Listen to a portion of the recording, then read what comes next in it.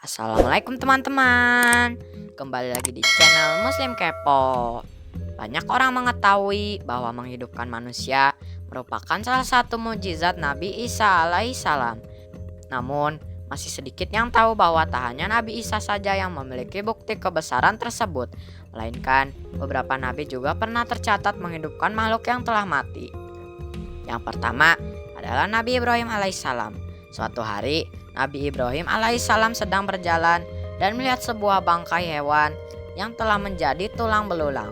Lantas, terlintas dalam pikirannya bagaimana Allah mampu menghidupkan sesuatu yang telah mati. Kemudian, ia memanjatkan doa, "Ya Tuanku, perlihatkanlah kepadaku bagaimana Engkau menghidupkan orang-orang mati." Ternyata, sang Nabi meminta demikian guna memantapkan lagi keimanannya, bukan karena tidak percaya akan kebesaran Allah. Kemudian, Allah mewahyukan Nabi Ibrahim untuk mengambil 4 ekor burung untuk dilatih dapat mengenali majikannya. Setiap hari, Nabi Ibrahim melatih keempat burungnya hingga menjadi pandai. Hanya dengan satu tepukan, burung-burung itu akan datang.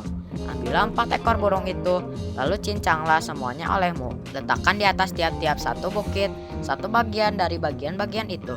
Kemudian, panggillah mereka.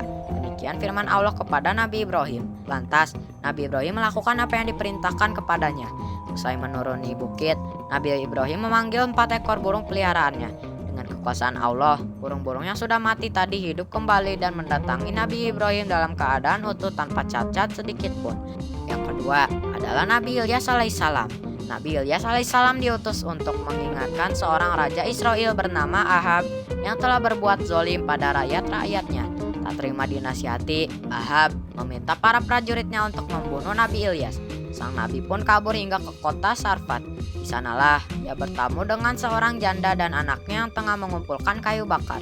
"Ibu, tolong ambilkan sedikit air minum untuk saya," kata Nabi Ilyas alaihissalam. "Memohon." Tak hanya minum, Nabi Ilyas juga meminta dibawakan sepotong roti. "Hanya ini yang kami miliki," jawab sang ibu seraya menunjukkan sedikit tepung di mangkuk serta minyak zaitun di botol. Nabi Ilyas meminta janda tadi membuatkan roti untuknya. Sisanya boleh dimasak untuk kebutuhan lain. Nabi Ilyas juga berusaha meyakinkan ibu dan anak tersebut bahwa Allah akan mengisi mangkuk dan botol itu dengan tepung dan minyak zaitun sepanjang tahun hingga hujan datang. Ternyata janji Nabi Ilyas terbukti kebenarannya.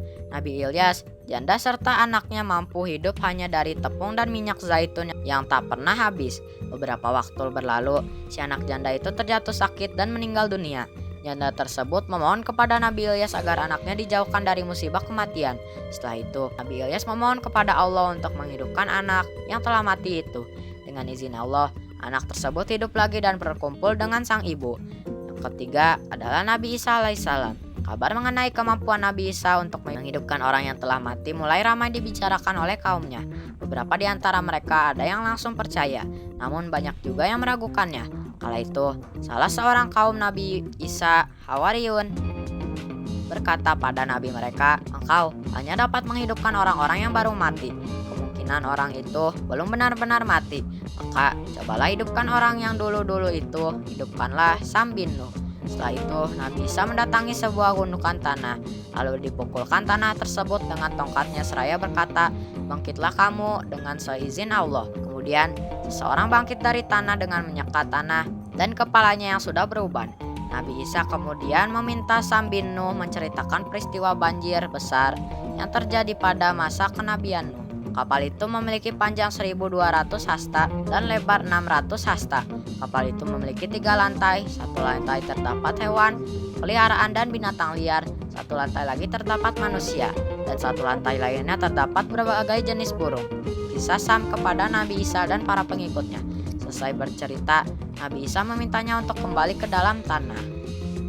Terima kasih teman-teman yang sudah menonton. Semoga video kali ini dapat menjadi manfaat bagi kita semua.